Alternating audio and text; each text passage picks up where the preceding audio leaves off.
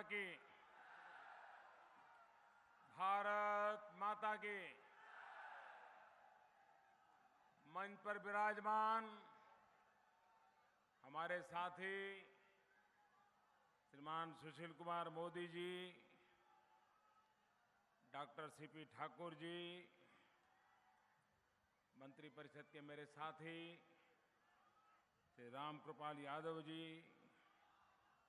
केंद्र में मंत्रिपरिषद के मेरे साथी साध्वी निरंजन ज्योति जी, केंद्र में मंत्रिपरिषद के मेरे साथी किशनपाल गुर्जर जी, सांसद चौधरी धर्मवीर सिंह, विधान पार्षद सूरजनंद कुशवाहा जी, हमारे वरिष्ठ नेता श्री नंद कुमार यादव जी, श्री प्रमोद चंद्रवंशी जी, सत्येंद्र कुशवाहा जी, योगेंद्र पासवान जी, संजय चंद्रवंशी जी, अशोक वर्मा जी, श्री जनार्दन कुमार, श्री दिलीप कुमार, श्री संदीप कुमार मिंटू, श्री विजय सिंह यादव, श्री सीताराम पांडे, श्री कन्हैया राजवर, श्री अतुल कुमार सिंह, श्री कामेश्वर यादव, श्री लक्ष्मी प्रजापति, और इस चुनाव में आपके आशीर्वाद से विजय पताका फहराने की ओर आगे बढ़ रहे हमारे सभी उम्मीदवार, फतुहा से लोजपा के उम्मीदवार सत्येंद्र कुमार सिंह, पालीगंज से भाजपा उम्मीदवार रामचंद्र शर्मा, विक्रम से भाजपा उम्मीदवार अनिल कुमार, दानापुर से भाजपा उम्मीदवार श्रीमती आशा देवी, मनेर से भाजपा उम्मीदवार श्री श्रीकांत निराला, फुलवारी से हम के उम्मीदवार श्री राजेश्वर मांझी, मसौड़ी से हम की उम्मीदवार श्रीमती नूतन पासवान, बांकीपुर से भाजपा के उम्मीदवार श्री नितिन नवीन, दीघा से भाजपा उम्मीदवार संजीव चौरसिया, पटना साहब से भाजपा उम्मीदवार नंदकिशोर यादव जी। मेरे साथ बोलिए भारत माता की।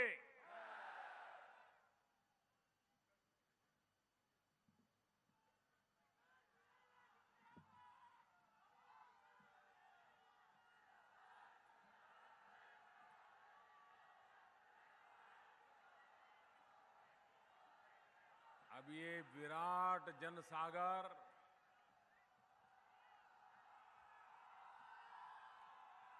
जहां भी मेरी नजर पहुंचती है, मुझे लोग ही लोग नजर आ रहे हैं।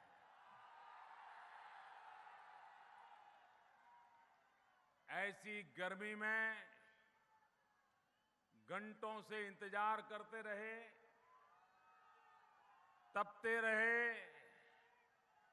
और आप सबने आकर के मुझे जो आशीर्वाद दिए हैं, मैं इसके लिए आप सबका हृदय से बहुत बहुत धन्यवाद करता हूं। शायद बिहार की 1 इंच भी धरती ऐसी नहीं होगी जिसका कोई न कोई इतिहास न हो, जिसके पास कोई सांस्कृतिक विरासत न हो। और ये पाटलिपुत्र न सिर्फ बिहार का, लेकिन पूरे हिंदुस्तान का गौरव गीत है। मैं आज ऐसी इस महान धरती को आदरपूर्वक नमन करता हूं, प्रणाम करता हूं। भाइयों बहनों, ये चुनाव कौन एमएलए बने, कौन न बने, इसके लिए ये चुनाव नहीं है।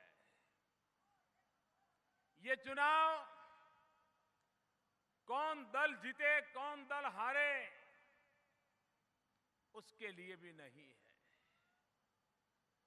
ये चुनाव इस बात का फैसला करने के लिए है कि बिहार का भविष्य कैसा होगा, बिहार का भाग्य कौन बदलेगा, इसका फैसला करने का ये चुनाव है।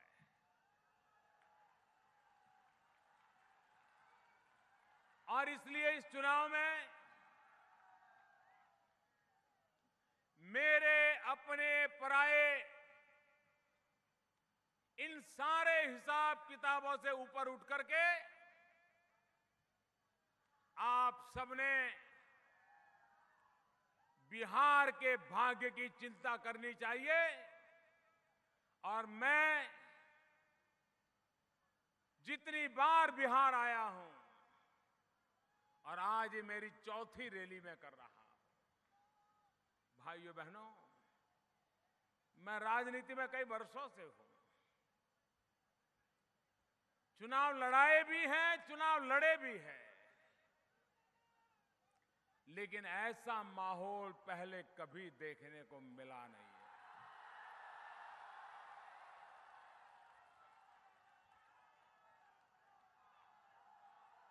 मेरी तो रामकृपाल जी से शिकायत है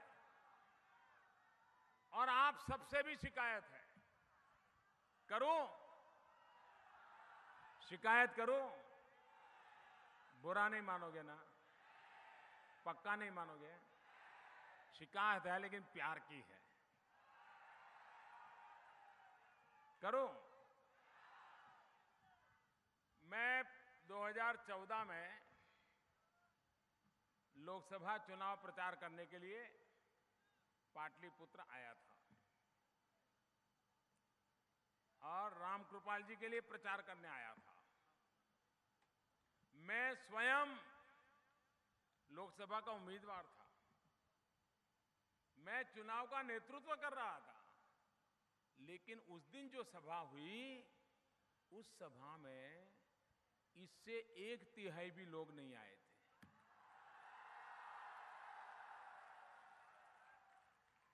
और आज ये जन सैलाब, मैं मान रहा हूं इस बार बिहार ने 2-2 दिवाली मनाना तय कर लिया।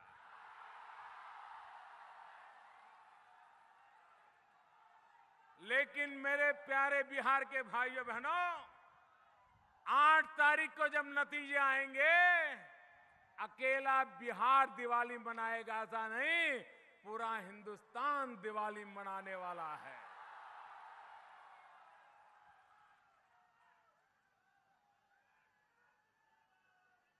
आप कल्पना कर सकते हैं भाइयों, आखिरकार चुनाव एक लोकतंत्र का उत्सव होता है, एक लोकतंत्र का महोत्सव होता है।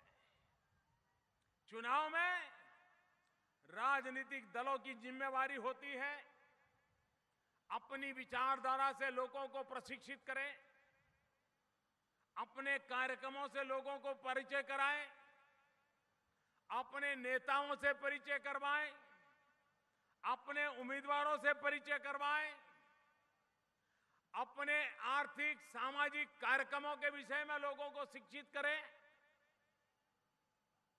चुनाव अभियान इस बात के लिए होता है। लेकिन भाइयों बहनों, पराजय पे कगार पर खड़े हुए लोगों ने, जिनको दीवार पर लिखा हुआ दिखाई दे रहा है, अब चुनाव उनके हाथ से निकल चुका है।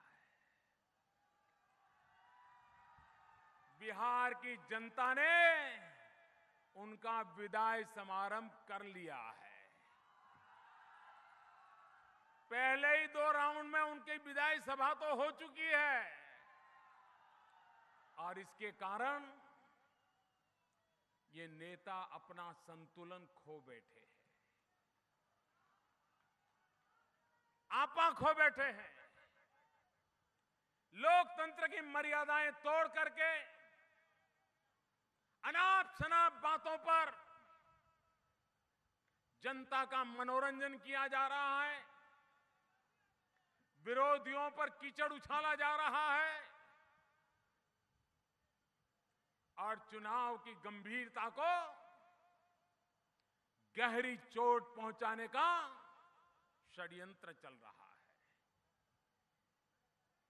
बिहार के नौजवानों का मैं आभारी हूं, बिहार के समझदार मतदाताओं का आभारी हूं। इस प्रकार के खेल चलने के बावजूद भी बिहार के मतदाताओं ने बिहार के भाग्य की तरफ, जो बिहार के मतदाताओं का ध्यान है, उससे अपने आप को हटने नहीं दिया है। इसके लिए मैं बिहार के मतदाताओं का लाख लाख अभिनंदन करता हूं।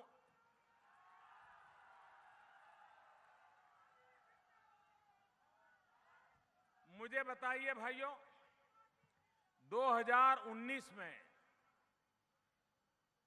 आज से 4 साल बाद जब लोकसभा का चुनाव होगा, हम फिर से चुनाव के मैदान में आएंगे। उस समय हम वोट मांगने के लिए आएंगे। 2019 में हम जब चुनाव में आएंगे आपके पास, तो मेरी जिम्मेवारी बनती है कि नहीं बनती है कि 2019 में मुझे मेरे काम का हिसाब आपको देना चाहिए कि नहीं देना चाहिए? आपने मुझे 5 साल के लिए सेवा करने का मौका दिया, तो मैंने क्या किया वो मुझे हिसाब देना चाहिए कि नहीं देना चाहिए? लोकतंत्र में सभी राजनीतिक दलों की जिम्मेवारी है कि नहीं है? सरकार में बैठे हुए लोगों की विशेष जिम्मेवारी है कि नहीं है? पिछले 2 महीने से चुनाव का बिगुल बज चुका है। 2 महीने से प्रचार चल रहा है, पेट्रोल के धुएं उड़ रहे हैं, गांव-गांव की मिट्टी उड़ रही है, लोग नेताओं से बात समझने के लिए आ रहे हैं। लेकिन आपने देखा होगा, ये महास्वार्थ बंधन में बैठे हुए लोग, ये बड़ा भाई और छोटा भाई,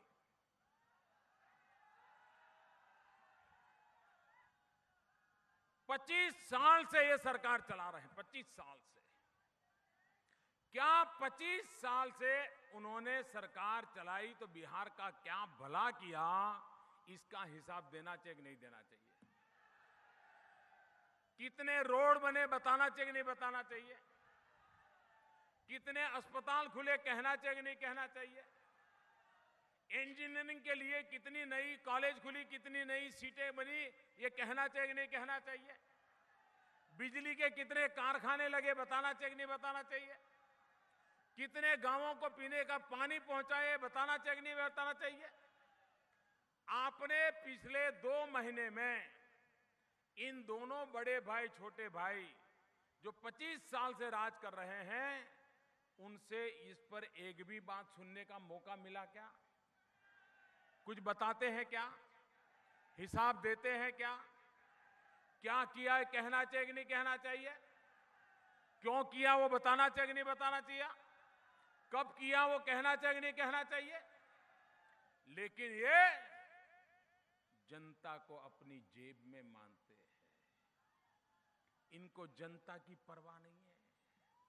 ये अपने आप को राजा महाराजा मानते हैं और इसलिए वे ये मानते ही नहीं है कि उन्होंने बिहार की जनता को अपने काम का हिसाब देना चाहिए, वो देने को तैयार नहीं है। ऊपर से सुबह शाम एक ही बात, कभी मोदी को इधर से मारो, कभी मोदी को उधर से मारो, कभी मोदी से ये मारो, कभी इतना कीचड़ फेंको, कभी इतना कीचड़ फेंको, कभी इधर का कीचड़ ला करके फेंको, कभी छेक दिल्ली से ला करके कीचड़ फेंको, पता नहीं यही काम चालू कर दिया है। लेकिन ये बड़े भाई छोटे भाई जरा समझो तो, आप लिख के रखो, आप जितना कीचड़ ज्यादा उछालोगे, कमल उतना ही ज्यादा खिलेगा।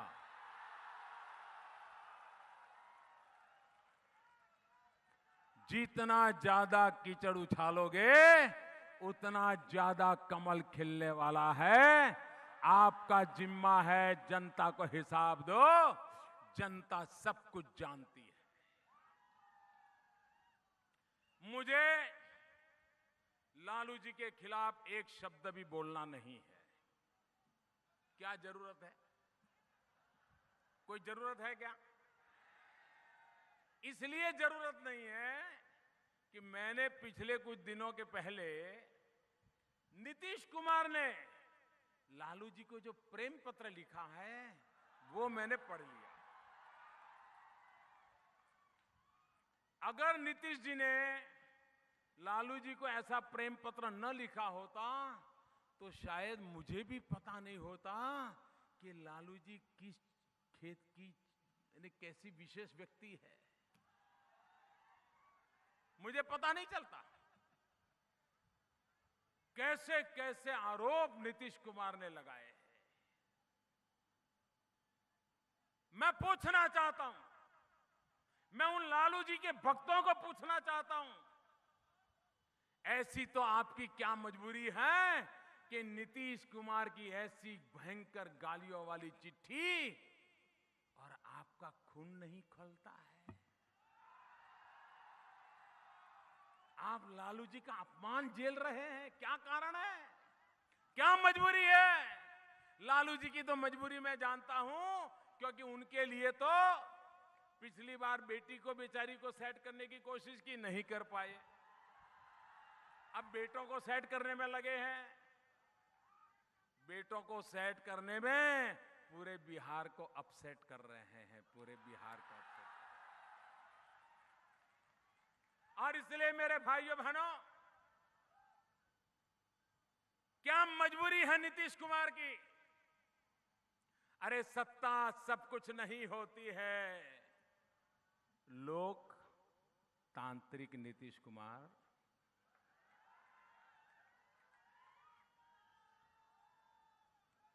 लोकतांत्रिक नीतीश कुमार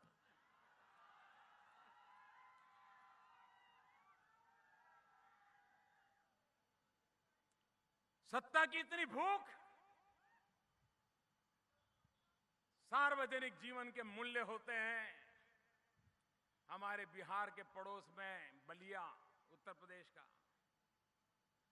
बलिया के नेता और कभी देश के प्रधानमंत्री पद पर पहुंचे श्रीमान चंद्रशेखर जी, कांग्रेस में इंदिरा गांधी तक आंख में आंख मिलाकर के बोलने की जिस महापुरुष में ताकत थी, चुनौती दे सकते थे। कांग्रेस में उनका रुतबा था, लेकिन वो एक चंद्रशेखर जी थे जिन्होंने जयप्रकाश जी के लिए कांग्रेस को लात मार दी थी और जेपी का साथ पकड़ लिया था। और ये आपके बिहार के दूसरे नेता देखो, लोकतांत्रिक नीतीश कुमार को देखो, वे जेपी को छोड़ करके कांग्रेस की शरण में चले गए हैं। कहां चंद्रशेखर जी, कहां नीतीश कुमार?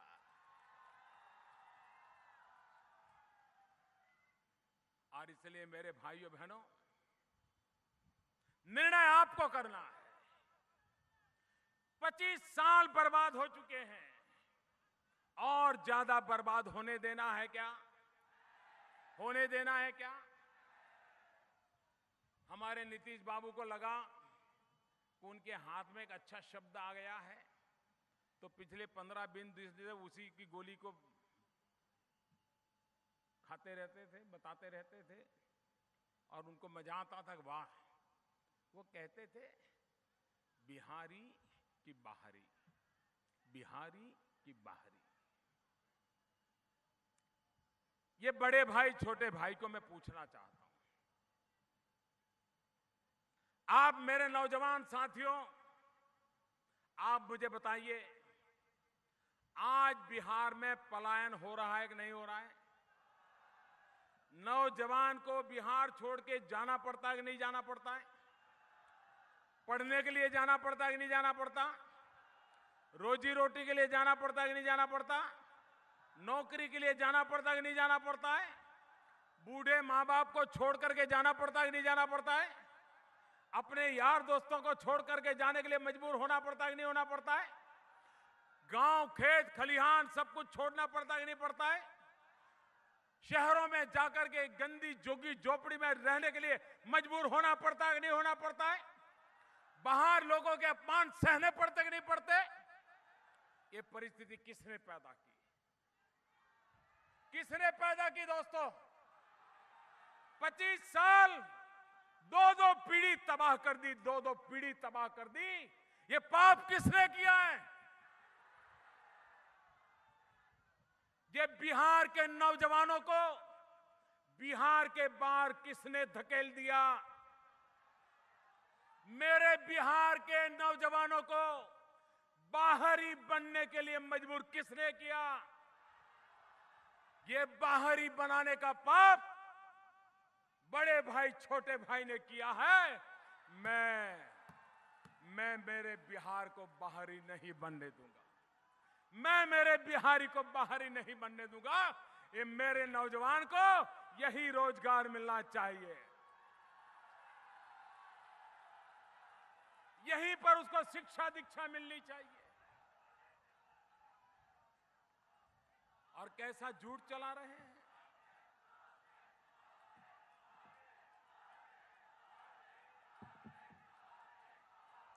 और कैसा झूठ चला रहे हैं? आज हमारे देश में किसी भी कोने से आरक्षण हटाने की मांग आती ही नहीं है। देश के सभी राजनीतिक दलों ने, समाज के सभी वर्गों ने इस व्यवस्था को स्वीकार कर लिया है। मांग आ रही है तो क्या आ रही है? मांग ये आ रही है कि भाई हमें भी अब इसमें जोड़ दीजिए। ये मांग आ रही है। इस देश में आरक्षण के संबंध में पूरी संसद में सर्वसम्मति है। और मैं कहूंगा, लालू जी से मेरे कई विषयों पर मतभेद है, नीतीश जी से मेरे कई विषयों पर मतभेद है, कांग्रेस से मेरे कई विषयों पर मतभेद है, लेकिन इस देश के किसी भी राजनीतिक दल से आरक्षण के संबंध में हमारा कोई मतभेद नहीं है। आरक्षण के संबंध में जो लालू जी की सोच है, जो नीतीश जी की सोच है, जो भारत के संविधान निर्माता बाबा साहब आंबेडकर ने दिया है, वो जो संदेश है, उसमें आज किसी भी राजनेता को कोई नया विचार नहीं है। झूठ फैलाया जा रहा है। और दूसरी बात है, आप लोग मुझे जानते हैं मैं कौन हूं। मैं तो कभी कभी सोचता हूं, अगर बाबा साहब आंबेडकर न होते तो नरेंद्र मोदी कहां होता। एक अति पिछड़ी मां के कोख से पैदा हुआ, गरीबी में जिंदगी गुजारने वाला, चाय बेच बेच करके बड़ा हुआ एक लड़का आज यहां कैसे पहुंचता।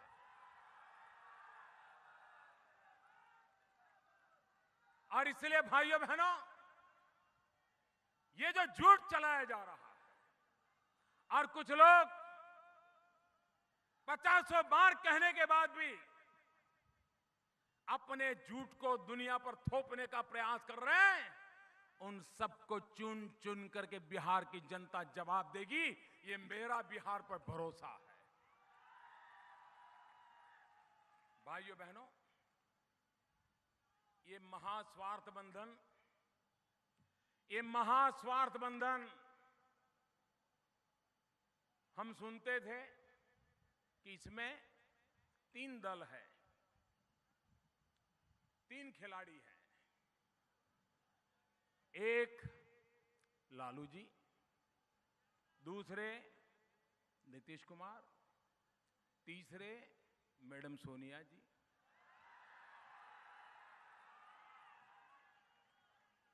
हम यही मानते थे कि महास्वार्थ बंधन में 3 ही खिलाड़ी है। अभी अभी हमें पता चला 3 नहीं 4 खिलाड़ी हैं, 4। एक लालू जी, दूसरे नीतीश जी, तीसरी मैडम सोनिया जी और चौथा तांत्रिक।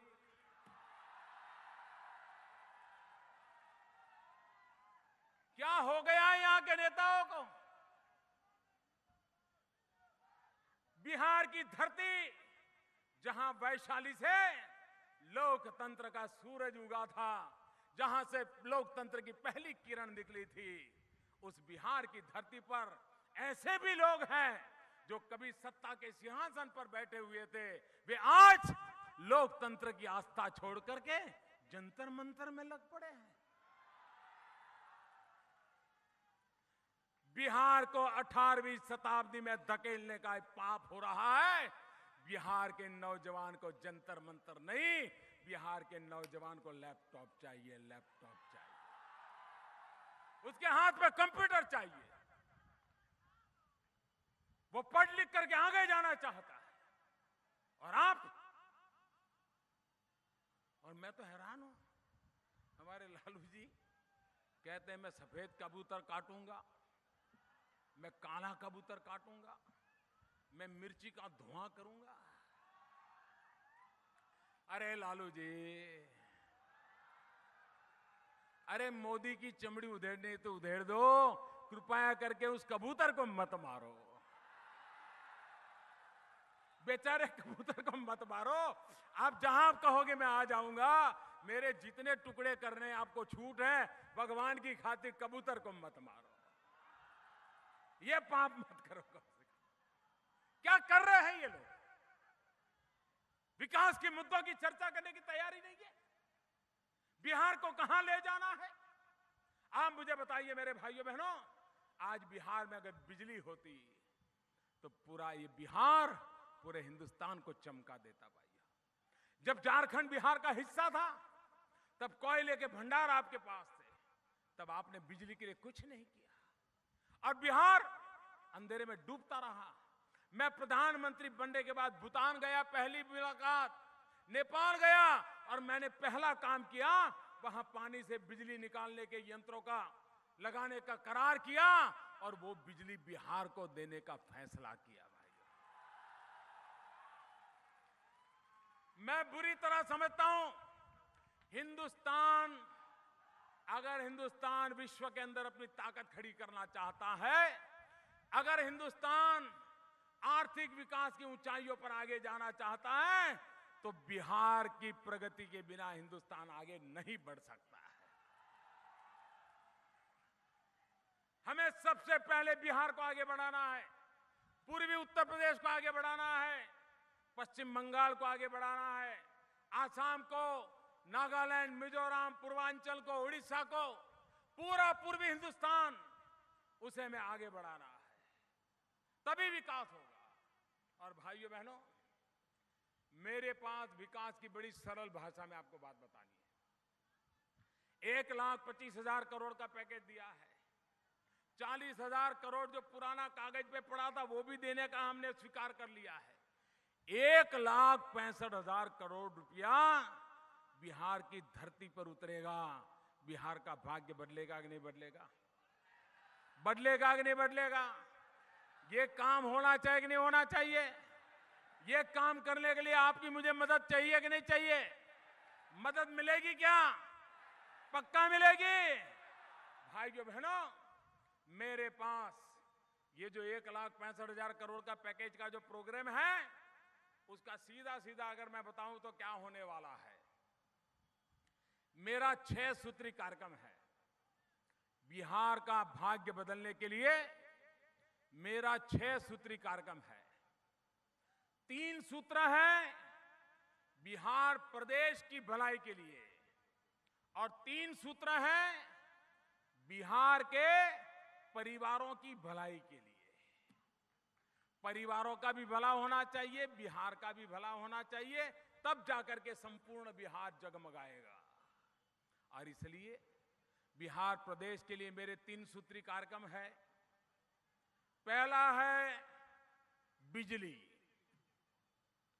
दूसरा है पानी, तीसरा है सड़क। मुझे बताइए, आज बिहार के पास जितनी चाहिए उतनी बिजली हो तो कारखाने लगेंगे कि नहीं लगेंगे? नौजवान को रोजगार मिलेगा कि नहीं मिलेगा? यहां की आर्थिक स्थिति बदलेगी नहीं कि बदलेगी? आप मुझे बताइए, बिहार में पानी अगर खेतों तक पहुंच जाए, किसान के पास अगर पानी पहुंच जाए, तो बिहार का किसान मिट्टी में से सोना पैदा करेगा कि नहीं करेगा? स्वर्णिम बिहार बन जाएगा कि नहीं बन जाएगा? मेरे किसान के पसीने से मेरा बिहार जगमगेगा कि नहीं जगमगेगा भाई? तीसरा, सड़क। अगर सड़क का पूरा जाल बिछा दिया जाए, बच्चियों को पढ़ने के लिए एक दूसरे गांव जाना हो, लोगों को आगे बढ़ने के लिए विकास की रफ्तार तेज करनी है, तो रास्तों का नेटवर्क बहुत बड़ी ताकत देता है, बहुत बड़ी गति देता है। गांव गांव रोड बनने चाहिए नहीं बनने चाहिए? दूर सुदूर जंगलों में बसे हुए कोई गांव हो, वहां पे रोड बनना चाहिए नहीं बनना चाहिए? मुझे बताइए, बिजली, पानी, सड़क, बिहार का भाग्य बदलेगा कि नहीं बदलेगा? बदलेगा कि नहीं बदलेगा? तो ये मेरे सूत्र हैं 3। आप बोलेंगे? बोलेंगे? बिजली, पानी, सड़क।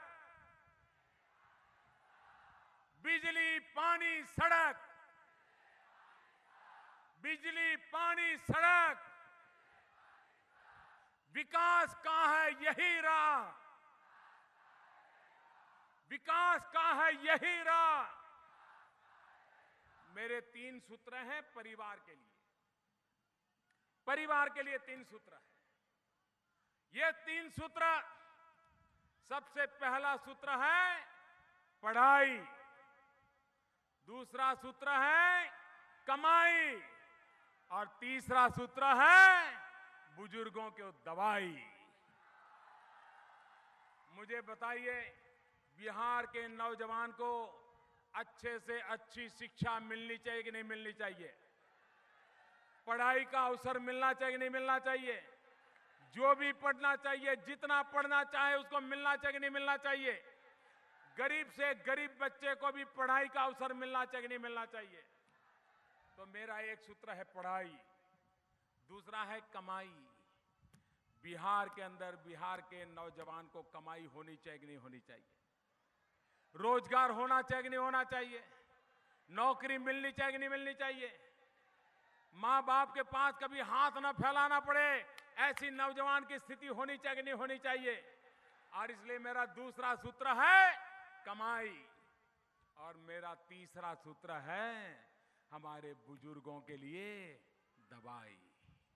बताइए, बुजुर्गों को दवाई मिलनी चाहिए कि नहीं मिलनी चाहिए? डॉक्टर मिलना चाहिए कि नहीं मिलना चाहिए? अस्पताल मिलना चाहिए कि नहीं मिलना चाहिए? परिवार के लिए पढ़ाई, कमाई और दवाई, प्रदेश के लिए बिजली, पानी, सड़क। आप देखिए भाइयों बहनों, 5 साल में भारतीय जनता पार्टी एनडीए की सरकार बिहार की सकल सूरत बदल देगी, ये मैं आपको विश्वास दिलाने आया हूं।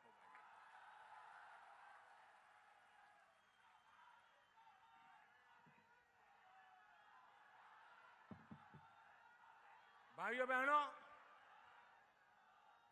ये महास्वार्थ बंधन,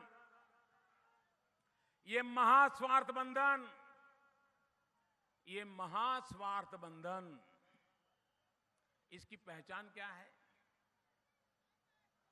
ये महास्वार्थ बंधन में 3 पार्टियां हैं, आरजेडी, जेडीयू, कांग्रेस। इन तीनों की पहचान अगर करनी है तो उनके इतिहास से पहचान बनती है, और 3 शब्दों में उसकी पहचान हो जाती है। दंभ, दमन और दगा। यही ये महास्वार्थ बंधन की पहचान है। दंभ, दमन और दगा अब बिहार की धरती पर ये परंपरा समाप्त होनी चाहिए भाइयों, तब जाकर के बिहार अपना भाग्य बदल सकता है। और इसलिए आज मैं आपके पास यही संदेश लेकर के आया हूं। अभी अभी जम्मू कश्मीर में, लेह लद्दाख में चुनाव हुए। अगर हिमालय में बर्फ गिरती है तो बिहार में ठंड आती है कि नहीं आती है? बिहार को पता होता है जैसे ही वहां ठंड बर्फ गिरने लगी तो बिहारी को पता चल जाता है 12 घंटे में ठंडी हवा आ जाएगी। आती है कि नहीं आती है? आती है कि नहीं आती है? हिमालय में जो होता है उसका प्रभाव बिहार पर तुरंत होता है कि नहीं होता है? होता है कि नहीं होता है?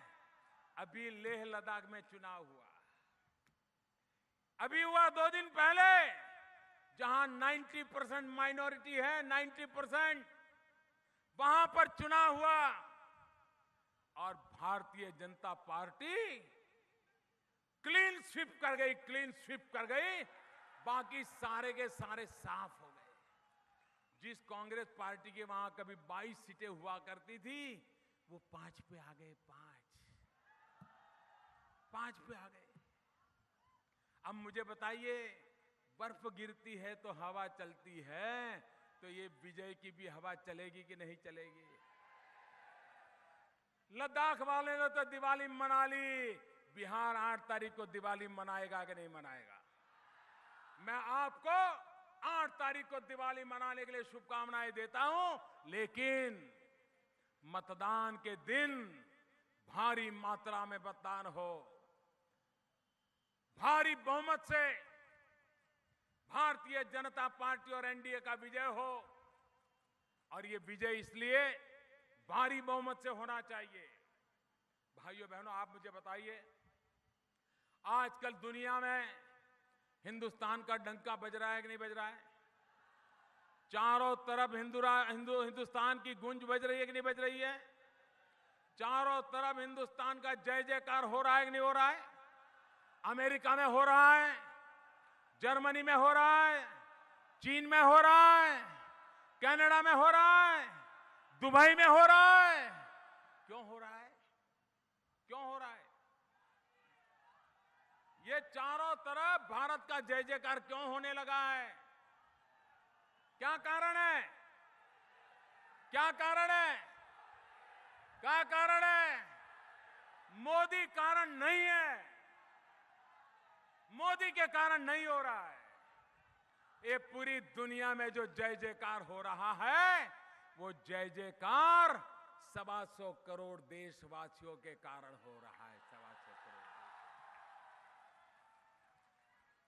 देश की जनता ने 30 साल के बाद पूर्ण बहुमत के साथ दिल्ली में सरकार चुनी है। और इसके कारण मैं दुनिया का कितना ही बड़ा नेता जब मुझे मिलता है, दुनिया का कितना ही शक्तिशाली नेता हो, कितना ही बड़ा नेता हो, लेकिन जब मोदी से हाथ मिलाता है ना तो उसे मोदी नहीं दिखता है, उसको 125 करोड़ हिंदुस्तानी दिखाई देते हैं।